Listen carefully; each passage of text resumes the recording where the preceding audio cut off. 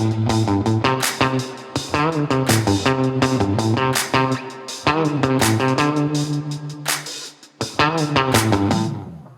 to the Penguin Magic Podcast. I'm your host, Eric. Today, joining me as always, my good buddy and co-host, Nick Licapo. Nick, how are you doing? Not great. I'm looking at myself right now. I'm like, wow, I really looked that bald? Damn, I had something on my face. Ugh.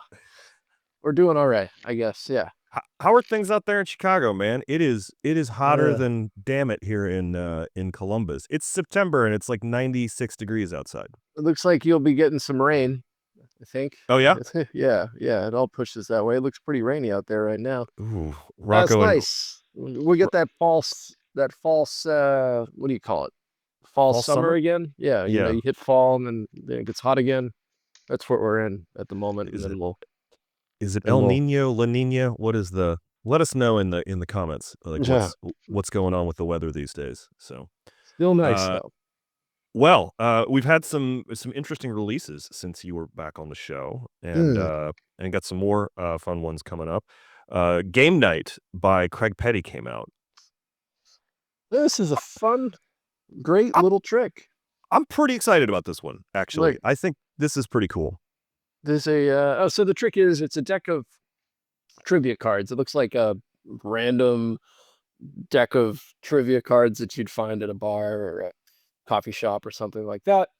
But the interesting thing is, I mean, it's very, very direct here, is somebody can take out one of the cards, they can answer the question to themselves in their head, and then you're able to tell them what word they're thinking of, like what the answer is. And then you can also repeat it immediately afterward with like a different word on the card. You could have them think of a word in the question, and then and this is direct. We're not like fishing around for anything.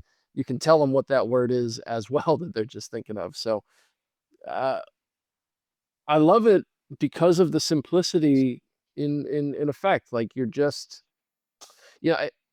maybe there's a conversation we could have about the rise of like the themed deck or something like that, but this one serves a really cool purpose.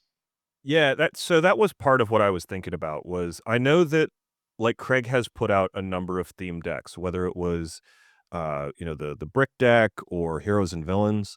This one is really cool because it really does look like something you find at a coffee shop. Actually, the restaurant that I gig at has like all kinds of board games on this column for people who come in, and I've been seriously thinking about just like throwing Game Night on there because like just I put it on a high shelf so people don't like go for it, but like it just would fit in really well.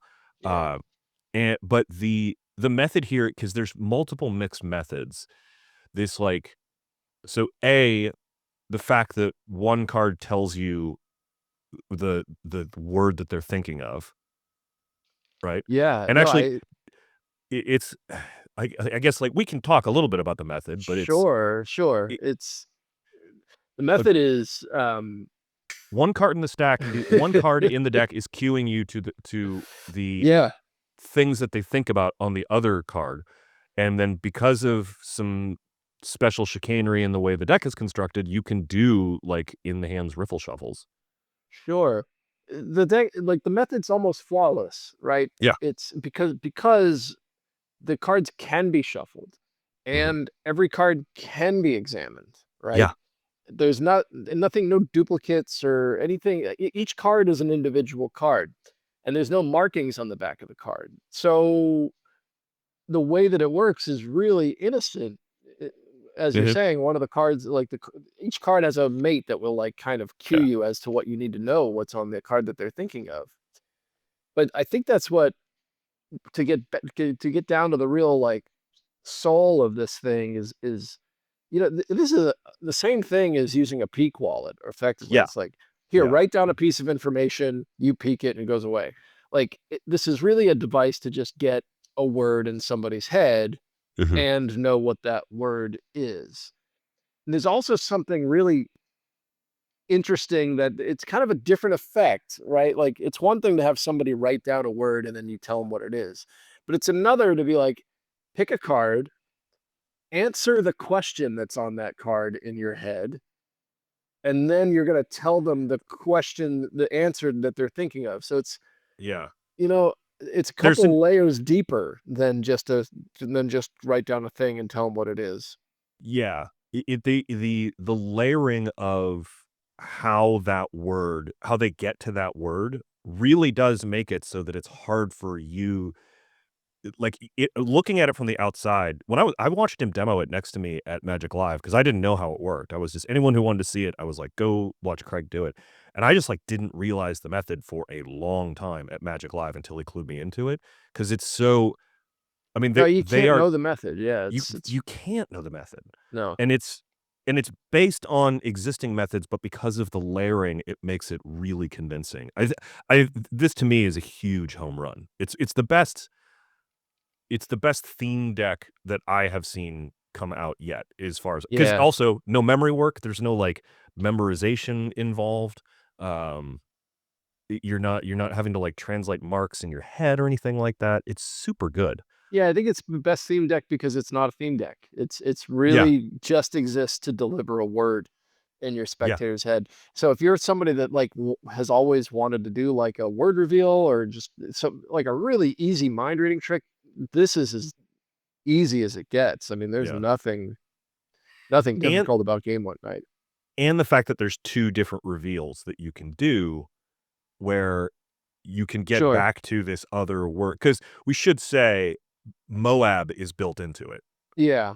Yeah, but but it's not but with no fishing though. Like you don't yeah, even need to know the card that's queuing you for the the answer question is answer, yeah, also queuing you for the to tell you which Moab word is on that card. mhm, So while you're going to ask them to think of a long word in the question, you will know what that word is. It's just you have to get them to think of the long word in the question, yeah. if that makes sense. Yeah, this is something you could uh, Strong. I I wanna get it for the arcade next to the theater and just Yeah. leave one there because Yeah. that's another place it could just live. I mean, you could literally leave these around and Hmm. be ready to do stuff with it. It's very I know Craig puts out a lot of stuff, but this is really one that is, like, well thought out, very, very deeply fooling, and you can use it in a lot of different ways. So I'm super Simplicity. impressed by Yeah. it. Yeah. Very Yeah. cool.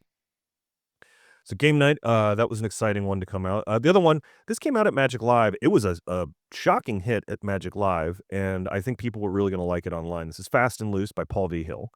I did a lot of work with this. If you're unfamiliar with Fast and Loose, it's the granddaddy of all the con games. You've got this endless chain that you lay down in a figure eight pattern. The player has to put their finger on one side or the other, and then you pull the chain from the same place every time. It either wraps around their finger or it comes loose, and you can control with perfect accuracy whether they win or lose. Always loved it. You know, it's Yeah. one of those you see Paul do it, you see Bob Sheets do it, or Mhm. any of these guys. Chef Chef, Anton yeah. or Pop Hayden. Yeah. There's a pocket. Yeah, I think maybe it's Pop that I saw do it first or something, but it just makes you want to do it. Yeah. It makes you want to learn the routine because it is so much fun and very simple to do. I mean, but also very fooling, very Mhm. fooling. So if you've ever wanted to like add a con style game to a set, or you're doing some sort of themed party night or something, this is a Yeah. home run. The chain is The hard to get. It's always been hard to find. yeah. And this is a great chain. So this is like a Paul V. Hill approved chain. Uh, it's got the French braid, and then believe it's made of aluminum because I'm on the tutorial as well. I teach some other variations on how to do fast and loose, but I also teach how to repair the chain if you ever have somebody like pull it apart, like how to get the everything back together. And it's very light chain, which is really nice because it looks beautiful. I mean, it looks like it's sterling silver, but it's very light, so it's not gonna if you have this in a jacket, it's not gonna like pull your jacket down to one side or the other. And because it's light, it makes it easier to do the special throws that Paul has figured out because Paul teaches it happens in the air is the best way to describe it. You're sort of dangling the chain between your fingers and you create the figure eight pattern in the air between your hands like you're driving a car, like a steering wheel, and then you lay it on the table. That means that you don't need a large area like you do with table throws because you have to stretch this large chain out and then lay it down. So it makes it great for walk around. And then Paul's routine where he combines it with flash cash or Oh, that's greed right. or Yeah, or I or forgot about that. Yeah. extreme burn, like it's a great way to introduce the extreme burn or flash cache, the pat page, ones to hundreds type effect, and then use that money to play the bet. It's just super fun. I've got it. It's been in my shoulder bag, and I have fun playing with it and showing it to people because it's a great way to learn it, and getting that chain is fantastic. Yeah. I gotta get one because I know that Y- at some point I'll want to Yeah. do it. Oh And yeah. Yeah. finding that chain is always the problem. So It really is because what you could set up fast and loose. You could do all the stuff with a shoelace if you wanted, but the chain makes it deceptive. It's this Mhm. specific style of chain that makes it deceptive. And it's a beautiful, durable, great chain that it comes with. You've got something coming out this week. We're really an addendum to something, which is exciting. Oh, But sure. Yeah, Snaps Stack. Snapstack. It's a new instructional video for anybody that owns Snaps. You'll automatically get it, but if you don't have Snaps, I don't know where you've been. It's an idea that happened like way back with a trick called Eternity by Emron Riaz, which is a great trick. And essentially, what Yeah, we were doing, what that trick is you get somebody's initials engraved onto a medallion that can end up like on a necklace or in various places. And when I used to demo it at conventions, I would just look at the magician's name standing in front of me on their name badge, and then secretly etch it into the medallion, and then go on with the routine. But like, not that you can't do that in real life, but like it's one of those like shortcuts behind the demo booth when this is a whole nother topic entirely, yeah, but like just being able to get the magicians to experience what the trick actually feels like. A little yeah. bit of cheating goes a long way in that sense. So anyway, with snaps, when that came out, we were doing the same thing. Whenever somebody would come up to the table, Eric would be over there stacking the snap stack with that person's name and then handing it over to me. And when we say stack the snap stack, we mean almost every trick with snaps requires you to get whatever information that you want to spell to the top of the deck, bottom of the deck, or wherever you're gonna produce it from, force it from, whatever you're doing. So the real art to snaps is how do you get those cards in a quick way where you want them. And it was only recently that I really I was playing with this again because I'd picked up some I Sam from Lumen, Sam Dixon from Lumen, uh, Oh, yeah. yeah, hooked me up with some of those Audience Wonderland products out there, and I was just having a lot of fun doing some peak stuff, and I was like, I want to combo this up with snaps. And I realized that, wow, there's an actually a better way to stack the snap stack in a way that allows you to spell anything in the moment with really just one quick pass through the deck. Snaps has this thing where when you show somebody the deck of snaps cards, you have to explain what they are to the person. Like, what is this? Oh, this is a deck of photography cards. And just in that pocket of time, in that frame, I'll show you how to get whatever information you want stacked to the top of the deck. Like, and then it's a very jazzy thing. So, Mhm. I go over multiple ways of like, if you don't get it the first time, here's how you go do it again, and da da da da da da. But it's just a fun project that I finally wanted to put together and get out there for everybody. Because I do think it's a real thing. It's really valid. So when you're performing it, you just ask somebody what their name is, and then you're able to just get their name on the top of the deck, and then force those 5 cards, 6 cards, whatever it is, and destroy them. I watched the tutorial, and the teaching is good because it's you. But the method is pretty good. I really like the fact that you do something. You use a method that everybody can immediately understand the idea behind the order, but the alterations to that order is very Mm. clever. Well, yeah, we used to originally put the deck in alphabetical order. That was the Yeah. method, but I found it. It's so stupid. It's one of Mhm. those things like, oh, why did I think of this 5 years ago? You know, like, but it did it makes a huge difference in how it goes. And then of course the markings. People out there, I swear none of you know that the snap stack is marked. I swear none of you do, but it is, and it's marked really, really well. Yeah. So we're using those as well. I mean, that is one tip. Like if you're a snaps user and you're looking, like, look, with snaps, a deck of cards has indexes. You can find the three of hearts very Mhm. easy. It's right there. But in a deck full of photographs, I can't find the flamingo in this. Just can't do it. But you can if you use the markings that are on the back of the cards. The pips are the indexes are the marks. Obviously, Mhm. this is not a snapstick, but that's the easiest way to find any letter that you want. So if you just have to watch tutorial, see how the deck is stacked up Yep. and how easy it is to get anything to the top of the deck. It's very exciting. I was happy to sort of look at it before we release it into the wild, and it's definitely the way I'm gonna do it from now on. As I'm next time I pull out snaps. Yeah, if it's something that you got to get in the moment, it's Mhm. cool. Yeah, The other big news this week is the Oloom file from Ed Marlowe, edited and revised by Steve Reynolds, dropped this week. Ed Marlowe. It's a, Yeah, it's a fun. I mean, it's a really pretty book. it Um, is. there's a lot of really cool stuff in it. I mean, the OLRAM files Mhm. have been around for quite a while at this point, but it's always nice to see.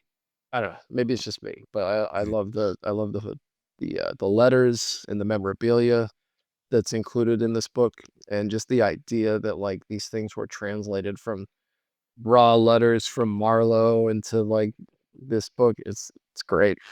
It's pretty so if you're unfamiliar with the Oloom file, this was a private magazine that was only circulated to about 100 people. And basically, Marlowe would put this thing together, and then John Rockerbomber would send you a letter saying, "Hey, it's on the way. Be on the lookout for it." And the cool thing is that because Steve has all of this stuff, you can see not just the material from the files, which are very hard to get, by the way. It's almost easier to get Marlowe's magazine PDFs than it is to get the Olram file, I think, on some level. Uh, and then Steve puts it all together, and then he uses the original photographs. He's got some updated, he fixed some of the text where it was written up incorrectly, which is, like there's so much love and care that went into this because, he clearly went through everything in the book and was like, "Does this work? Does this work?" Hmm. And then there were only 16 issues of the original Orem file, and because Steve has access to everything that, Rocker Bomber and Marlowe did, he was able to put together the lost 17th volume as a bonus in the back, and it's got a really cool, uh Hard warp, is that what's it's in a there? card warp thing that I was looking at, that I'm like, "Oh, I might wanna learn this." So it's pretty neat. It's anybody who's interested in card magic should check this out. Yeah, I have one here, and I picked it up because we were working on it, and I'm like, oh, Mhm, keep this away from me because I know I'm about to just, you know, I'm sure I want to dive in, but mhm. damn, there's a lot of cool stuff to read and look at in there. Yeah. Oh, yeah, absolutely. I've got my copy, and, I'm reluctant to take it back to the office. For sure. When is Oh. it's happening, right? Like how long are we away? I was just having this conversation from Mhm. like, yeah, and we're already there. It's just not there yet. But like you could feed this to some generative AI video thing and have Marlowe actually teach you this stuff in the I book. mean, we have to be almost there. We're basically there. We're Yeah. basically there. Close. Because we have video footage of Marlowe, right? So like, Yeah. I know I have footage of Ed Marlowe yeah, on when is a this? VHS tape. Yeah, yeah, it's coming. We for the holiday special last year, we did a sketch called, Spell Check where we were, Oh, like, sort that's of right. Yeah. making fun of that, but it's like, it could happen. I Yeah, mean, you could no. No, that I mean, how yeah, it really could. Yeah. I mean, think about feeding all of the Vernon at the Table DVDs into Yeah. a generative AI, and then you could literally have a Vernon that you could talk to. Hmm. And it could, it's not just that. Like the conversation I was having, like it could be, you could have, like, for example, like Marlowe's thinking and he's teaching these tricks, but he's also now aware of everything that's come since then, Yeah. right? So it's the same mindset that he has, because assuming that everything he knows is like on paper. But yeah, with being able to improvise and adapt to what's modern and new as well, like which is weird to think about. You could really think about what would Marlowe think about this or that or this or that, right? So, yeah. That is, It's literally like bringing him back to life. So that's a terrifying, yeah, it's Jurassic he'd Park be he'd be trapped in an instructional video, but like, yes, like we have the technology, we can build him back, make him stronger. it's my nightmare. Yeah. Yeah. Uh, day after tomorrow, I leave for Atlanta. I'll be down in Atlanta at the Atlanta The Harvest of harvest? Magic. Oh wow. Yeah. Yeah, I'm doing so it's me, Lucy Darling, Andy Gladwin, Carl Hine, uh, a bunch of people. Actually, I think Paul Gertner might even be on it. Hmm. Figured I didn't know you were working. Yeah, oh, yeah, I'm working. It's, Working. yeah, Paul Gertner's on it, Gary Plants is gonna be there, Hmm. Jeff Williams, Sean Ridgway, John Reed. I have It's never a it been to the harvest. You've never been to the Harvest? I don't think so. No, Well, no, I have it's not. it's gonna be a pretty It's crazy always a big weekend. one, like pretty Yeah, big, right? Like a few hundred people, I think.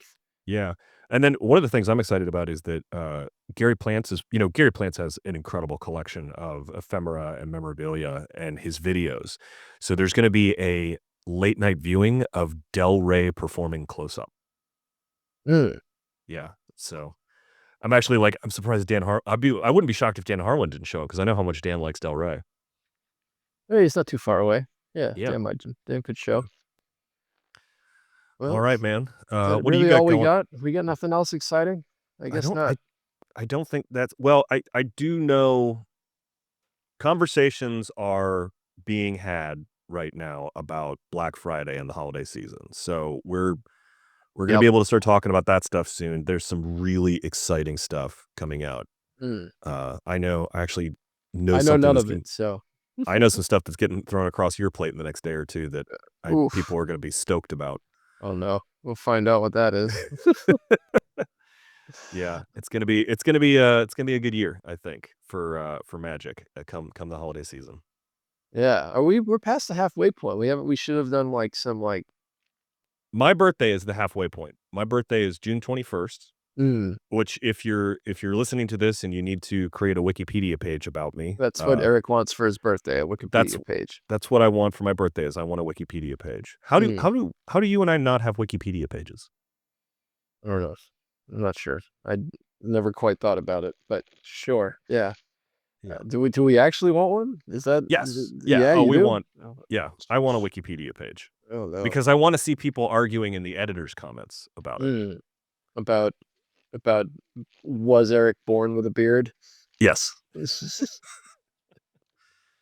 Yeah, so we're gonna have some exciting stuff coming up, and then, we're already starting to work on the next holiday special, which is exciting. Oh wow. We got Yeah. no guest yet, or is it's not saying? No, we probably can't talk about it. But Ooh, can't no, yeah. just leave it up to speculate in the comments. Mm, okay. Yeah. Alright, have you got anything coming up, man? No, I mean we're just working out here on the old building. Nothing Mhm. too exciting to report other than, we got the power on, Ooh. which are huge accomplishments when it Yeah. comes to working on these types of things. But slow and steady out here. But Well, we're getting things done. We should have more fun things to talk about once there's a couple of major construction milestones we got to get past, and then we can start talking about some magic stuff. oh, that's exciting. I can't wait to, share that with all the Penguin listeners. Well, Yeah. I'm gonna kick it over to, past me and our guest this week. Uh You've Fitzgerald. When are you gonna throw it to future you? When is that gonna happen? Ooh, future me.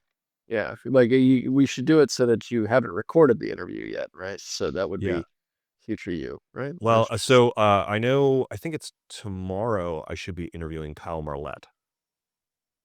Got it. So, Yeah. but Well, I don't. But I need to have that happen before I can commit to saying it. Since we record these before I edit the podcast. I'm just killing time at this point. I was just trying to extend that thing to 45 minutes or whatever you need. So All nobody's right. listening at this point anyway, so No, we're good. no, no. They're like, just get on with the interview. All right, Yeah, Nick. right. See you Show next me week. the later. Thanks as always to Nick for being on the show. On to the main event. Fitzgerald is a performer closely associated with the Black Rabbit Rose Theater in Hollywood, just steps away from the Magic Castle. He's also a member of the legendary progressive magic trio, the Unholy Three. He's a comedian, writer, and all-around impressive cat. I've admired his magic for years and drawn inspiration from his unique way of approaching magic, and I thought it was time for our listeners to finally meet him. I caught up with Fitzgerald via a video chat, and now you get to join our conversation. Fitzgerald, thanks so much for joining me here on the Penguin Magic Podcast. I'm so excited to talk to you because I Are got to you, see Eric? you. Are you really excited Yes, to talk to me? I am. When I was a young whippersnapper at the Magic Castle, I got to see one performance of the Unholy Three, Oh, really? and I got to see you you perform in the Peller, In the or park? not the Peller, in the Parlor. This is long before the Peller existed, and you did your beautiful coin wand routine, No, so was and this it with was the just. Unholy Three or by myself? I saw you as the Unholy Three, and I saw you by yourself. Oh, okay. What sort of coin Yes. routine did I do? What are you talking about? It was a coin wand. I know. Okay, The I know what first you're talking about now. the first time I'd ever seen one. You point the wand and a coin appears at the end of it. That's right.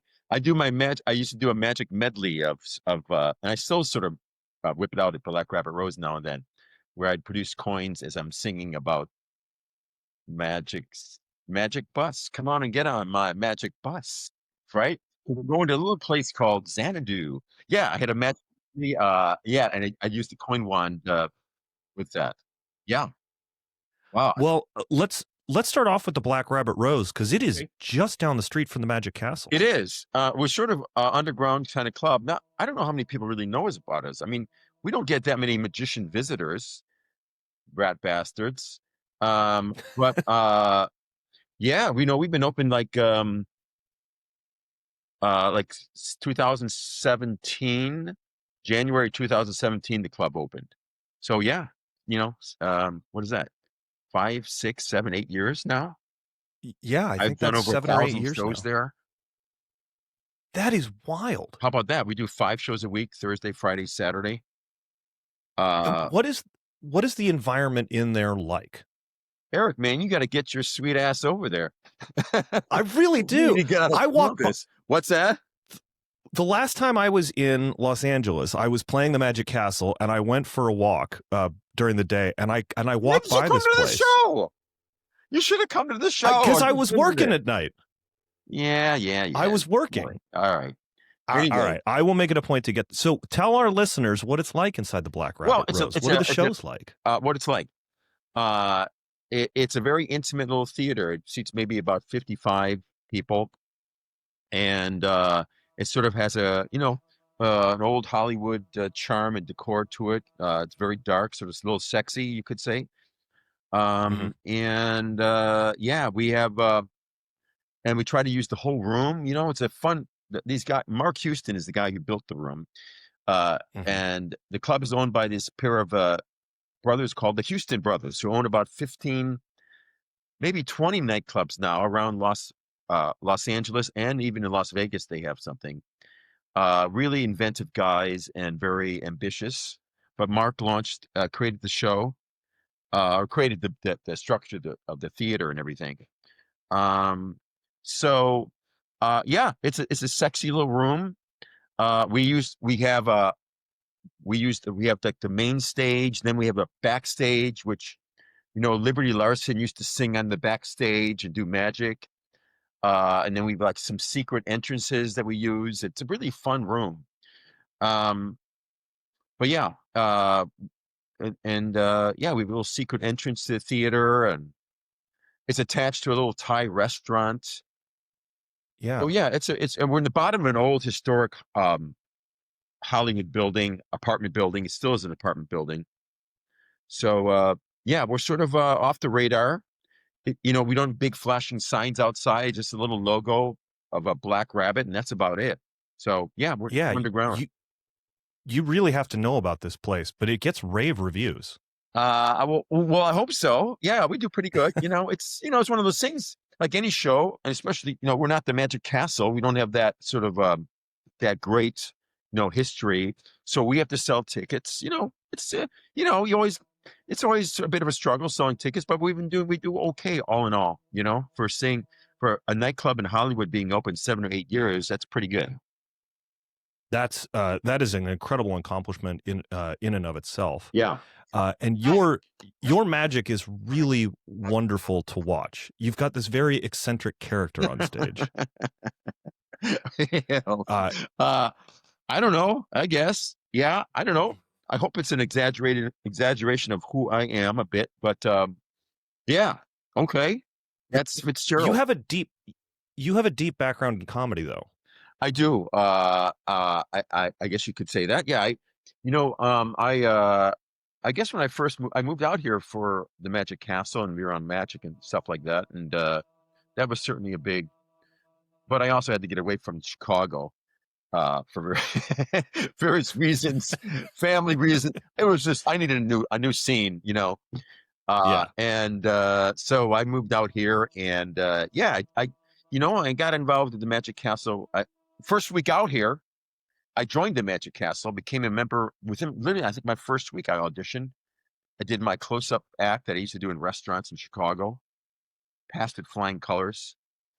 Also, my first week out here, I jumped on stage at the Comedy Store, like an open mic on Monday nights, and I did like the boomeranging card and just ridiculous stuff, mouth coils, really awful stuff. And but and I sort of I didn't really go to the, and I moved out here for the castle, but I didn't really hang out at the castle that much. I sort of dropped out of the scene, and I started hanging out and dabbling with stand-up comedy and improvisation and all that stuff. And yeah, for a number of years. I mean, I was always dabbling with the magic and always had it as part of the act, sort of. I mean, but yeah, I certainly was spreading my wings in different areas of comedy, and I was a big student of comedy and everything. So, yeah. I mean, I'd call you more than a student. You had a show called O'Brien's People. Oh, yeah, I forgot about that. Yeah, did you see it? I have seen it. I've watched it many, many times. One of my one of the videos that I often show people is the abusive restaurant magician sketch. Oh yeah, of the abusive restaurant magician. That's right. Look, they got a lot. That was my biggest. Back in the day, YouTube was, that was the only thing. I did that before phones existed. Mm-hmm. Got a lot of views on that, but yeah, that started as a little capo, and I used to do it with friends of mine, and they used to play characters, and I'd write some of the scripts, and some of them were semi-improvised, some were completely scripted, and I did a bunch of them. They're all peculiar characters, and it was one of those shows where I wanted to be as real as possible, so people would tune in, and they didn't know whether it was a real show or not. So, and I used to have, people get really mad at me, would call me up. I had my phone number on at the end of it. And, I had a guy who was like, a friend of mine played an hunter of extinct and endangered species. Wow. And people would get really, yeah. So it was a cool show. I don't know, who knows? I might do it live on stage sometime. But I would love to see it live on stage.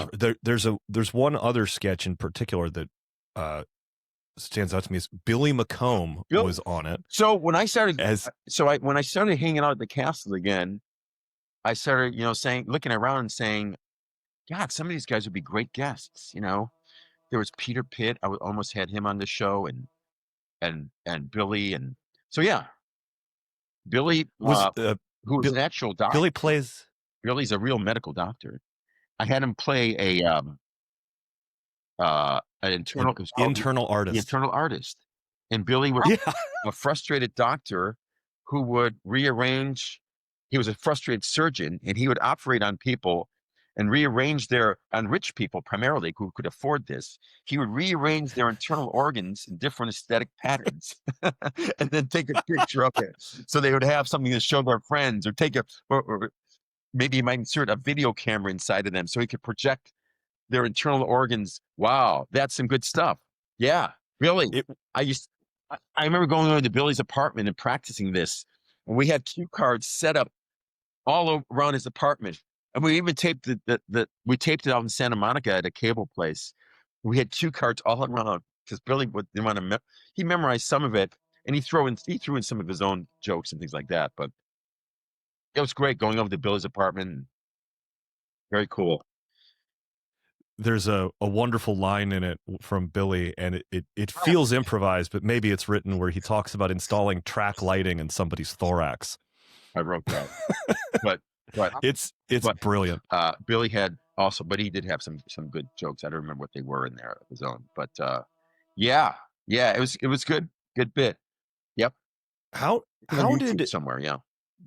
how did dabbling in improv and stand up and then doing this sketch show inform the magic character that you play on stage? Oh, it all. I mean, everything came into play. Yeah. I mean, I started, when I started working on my act at the Magic Castle, hanging out in the basement with John Lovick and Dylan Sardo and some other characters. I just started bringing in little bits that I had developed in comedy clubs, and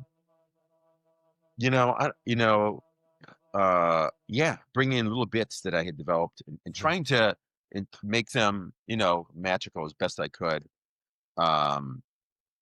So I mean, I guess, the stand-up element, a lot of that came into play. The jokes I had written, some of them came into play. Yeah, a lot of it came into It's play. Um, it's this great. It has this great old Hollywood vibe to it. Like you clearly have this passion for old Hollywood that you infuse into yourself on stage. I guess, I don't know. I mean, I've also been influenced by, a lot of comedians. W.C. Fields has been a big influence. Probably as I got older, I became more and more, a big fan of him, and also people and characters in literature, also influenced me a lot. And you know, believe it or not, yeah. Uh, and then for quite some time, you hosted a show at you hosted Who's Who, a great interview show at the Magic Castle. Oh, that's right. Rob Zabrecki, my friend Rob Zabrecki, created a little initially called Who's Who. His wife Tommy came up with the title of the show, but he used to take a camera and go around and do sort of guerrilla style interviews. It was great, and he'd be in the basement of the castle, or in like the kitchen in the restaurant, interviewing magicians. It was a great idea.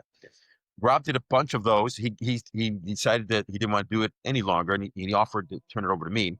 I decided to take a different twist on it and turn it into an old Dick Cavett kind of talk show. So it was great fun. It was a lot of work. We taped about 80 episodes. We taped it down in the inner circle, and they're very in-depth interviews. I did a lot of research on the magicians I interviewed, and we had a band. My friend Eric Bonners, who's a wonderful musician, he put together a band. So and all these. By the way, these are all on for Castle members. They're all on the Castle's website.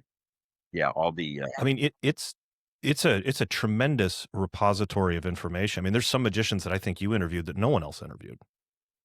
And a number of them have passed away too, unfortunately. Yeah, Woody Pittman and Amos Lefkovich, Bob Cassidy. Yeah. It's what do you think made the interviews so great? Was it because it was in the castle and they were so much more candid because they were sort of in their club, or? Well, they were very thorough. Like I said, they were very well researched, and I tried to, make everyone look good. We had a live audience too, so that helped a lot too.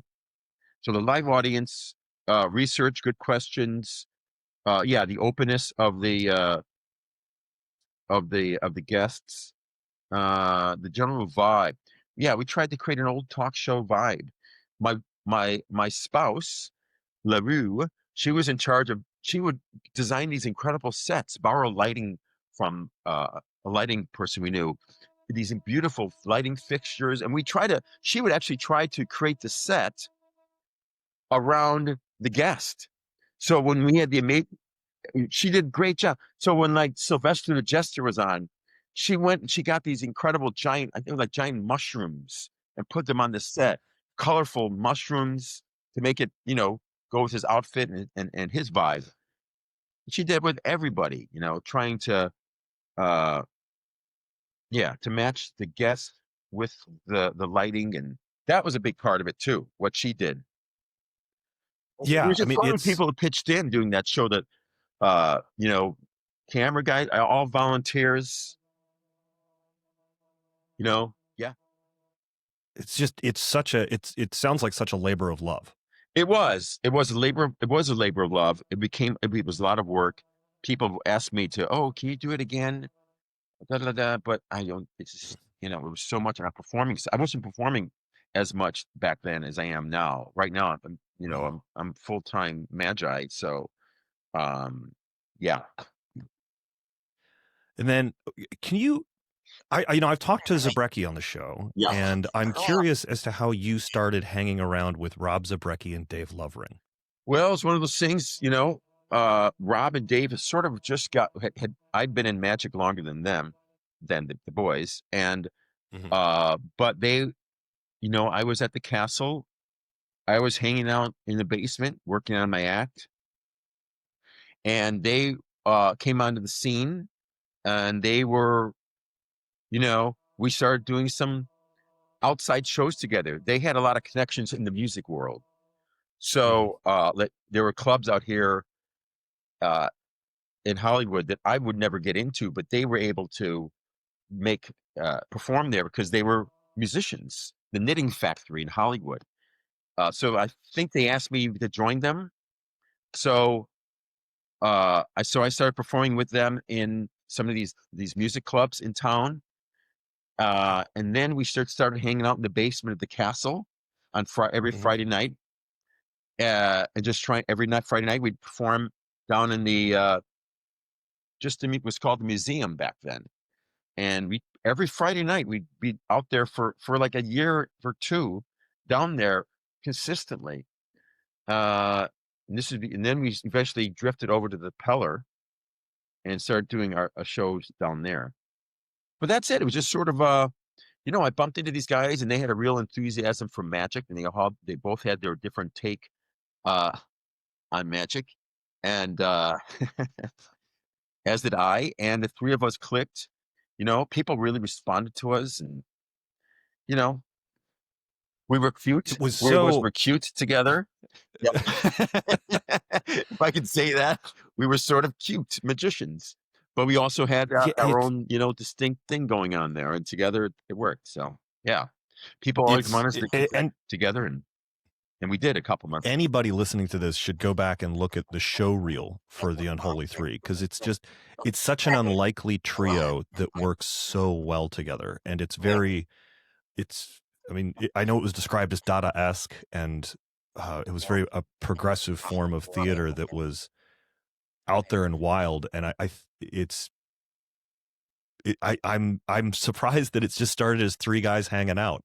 Pretty much, three guys hanging out. You know, Mhm. yeah, yeah, and the music element, those guys playing, Dave playing drums and Rob playing his guitar, and us creating some routines with, me doing like card collections is there, playing in back of me. I mean, that all. Yeah, that was a big hit. Mhm. It will. Uh, what do you think you took away the most from working as the Unholy Three? I know you guys don't work as the Unholy Three now because you're all busy with your different things, but what do you think you took away from it? Oh, I don't know. What did we take away from it? Yeah, I don't know. What did we take away from it?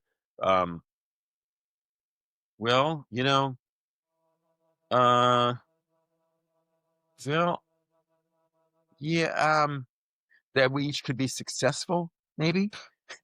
Yeah. that we Well, I'm that we could be successful, doing Mhm. maybe our own thing, you know, together and doing our own thing. I don't know. I don't Yeah. know. It mu it must have been interesting going into these music clubs with Dave and Rob because it's an area where magic is not expected. So going to perform in these kinds of venues with those audiences it must have taught you a lot and sharpened your onstage skills. Yeah, it gave me some more confidence in going into some of these places. Yeah, I had never really done magic in a music club before, and Rob and Dave had people knew who they were, and that gave us an entree.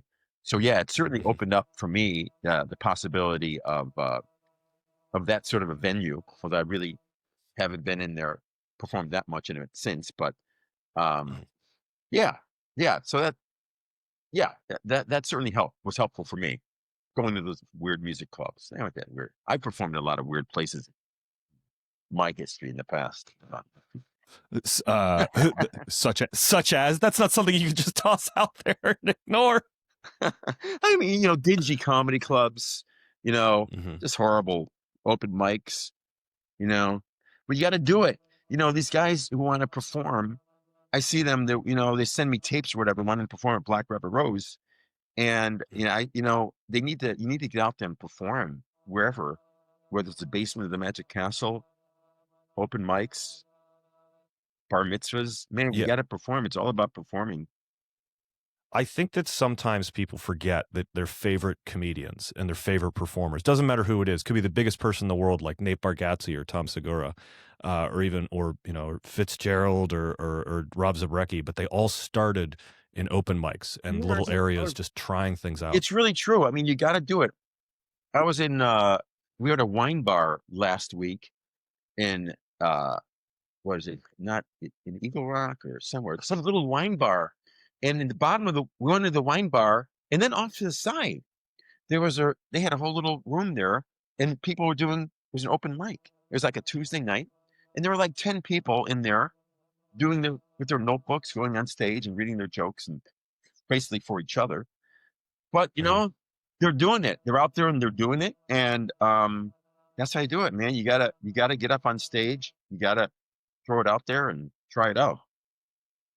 I'm You fortunate. absolutely do. I'm fortunate at Black Rubber Rose. I can, try a lot of different things and experiment a lot. And it's a real, it's a real blessing, if you could say that. Yeah.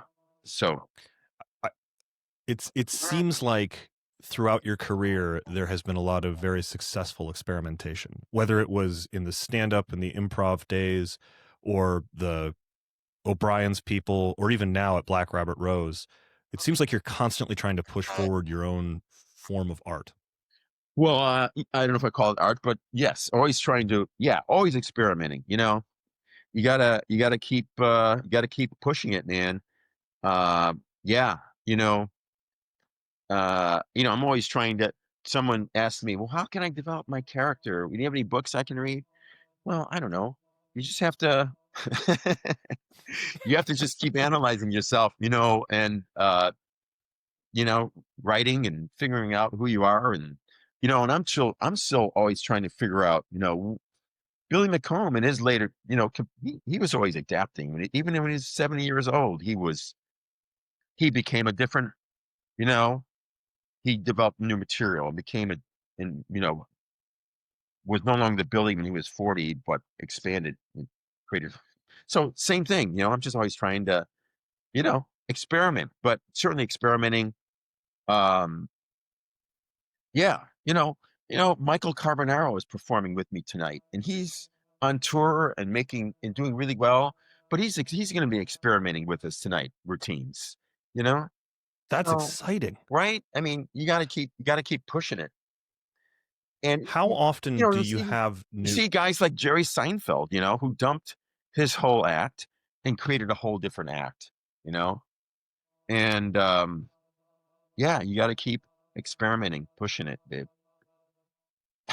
How often do you have new performers at Black Rabbit Rose? Well, my friend, first of all, Rob got me involved in Black Rabbit Rose. He sort of originally opened the club for Mark Houston, and Rob booked it for a while and performed in it, and he went his own separate way.